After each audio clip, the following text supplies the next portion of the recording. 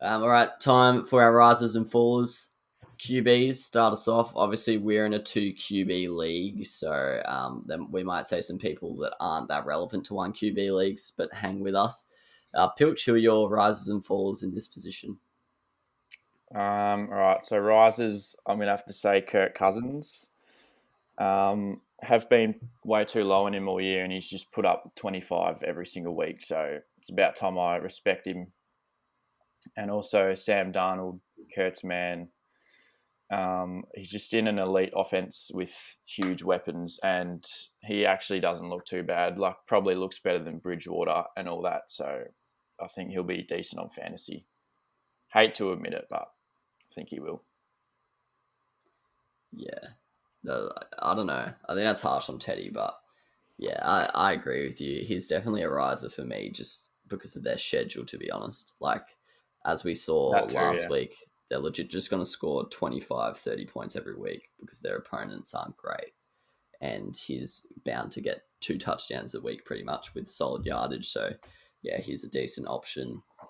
Yeah, Kirk, I actually have him pretty high, but I agree with you. His form so far has been pretty hectic. Like I've talked to you in the past, Pilch, about there being a bit of a top 11 QBs, and then the gap to number 12 is pretty high. But Cousins could be bridging that gap.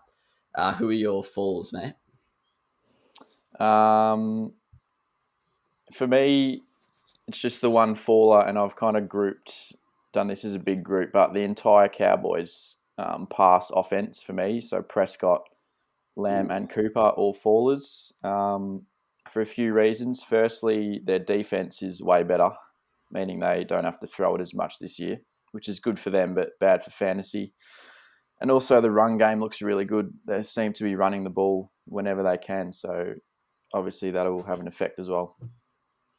yeah, I actually completely agree with you there. So I would say the running back stocks, as I'll mention in a second, increase, and then all those boys decrease. To be honest, I think I'm only high on CD Lamb out of that bunch. I think I'm relatively low on the others. Curtis rises and falls, mate, for the QBs. Rises have to 100% agree with the Kirk and Darnell analysis from Pilchos. Both been impressive given their initial ranking at the start of the year.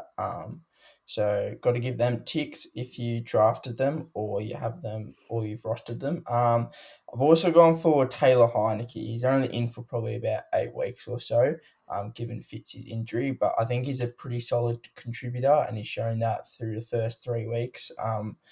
With Fitzy being injured, I think he's not someone you're ever going to really start unless you have to, but he's a great bench warmer, I think. And if he needs to be put on the pitch, I think he's going to give you a solid 15 to 20 every week. Just with his short passing, and it kind of just guarantees a bit of consistency as well. My Um, QB riser is the staff. Matthew Stafford absolutely tore up the Bucks. He was my number 10 heading into the week, but he's probably going to have to rise this week. He's had weeks of 26 and 30 passing attempts, which was one of my main concerns with him. But whether it be due to Hendo's injury this week, but McVay finally let him have a crack, really, and he had 38 attempts.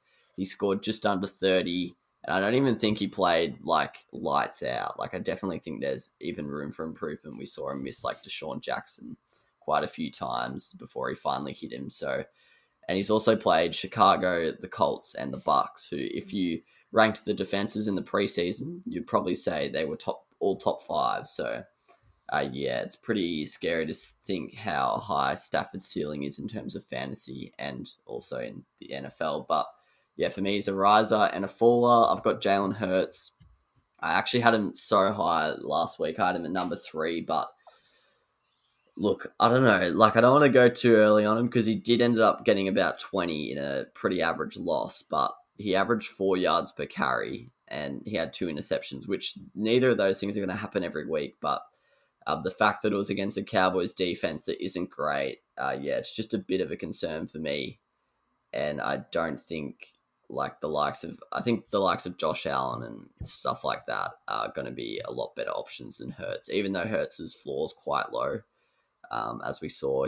like he had a bit of a stink. Well, not a stinker, but he didn't play great at all, and he ended up getting to around 20. So yeah, I've probably got to move down from number 3, but that's probably more of just a faller for me than the average bloke in the fantasy community. It's a miracle! Oh, yeah! What about that one? Unbelievable! Balotelli, Aguero! Crowd cheers. Here's Siddle.